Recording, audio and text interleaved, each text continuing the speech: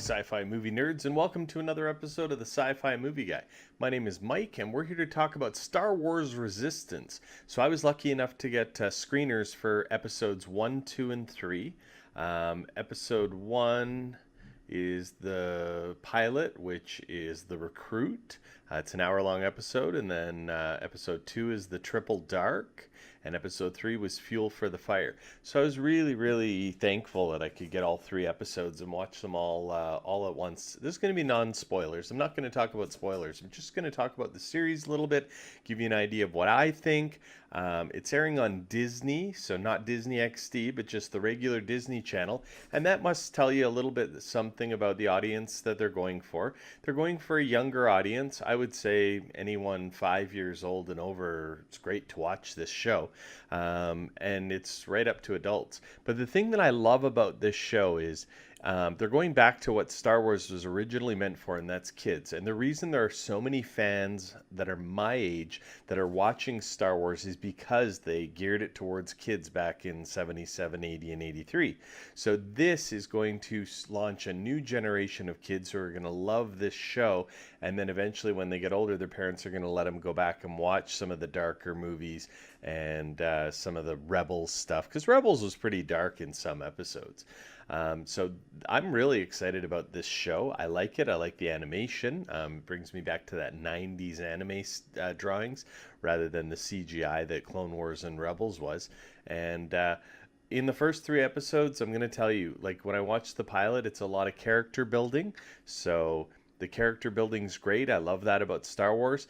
But episode 2 and 3 really got more into the story and what we're going to see. And I really like it. I really like what I'm seeing so far. Now, I might say something different by the end, but right now, I'm excited about this show. I'd like to get a little bit into some of the characters, though. And first off, I love that we're seeing some of the movie characters in this to tie it all together. We got BB-8, we got Poe Dameron, we got Princess Leia, so even Captain Phasma. So this is really great that they're tying it in, because this series takes place 6 months before The Force Awakens. So it's 6 months before The Force Awakens.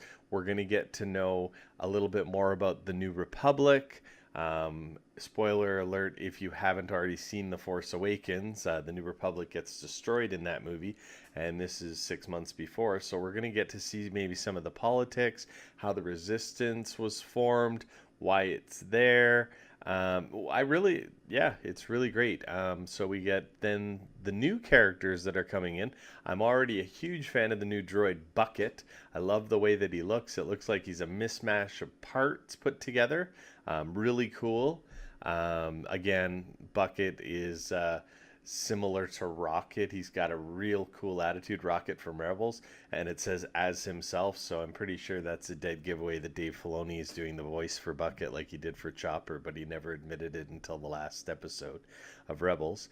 Then there's the new lead, Kaz, and Kaz is a very different lead character than we've ever seen. He actually has parents, so I think that's going to play into it later on. Whereas most of our heroes, their parents have died, or in Anakin's case, he didn't have a dad. Dad was the Force. So I like the dynamic of Kaz, and I like that he's not larger than life when it comes to being sure of himself. He's still very unsure. He's a young pilot, and I think they've got a lot that they can develop with him. Poe starts out kind of as the mentor, but then they switch it over to the next character I want to talk about, which is Yeager. Yeager looks like he's going to be the mentor in this one, and love the character, love the development that I've seen with him.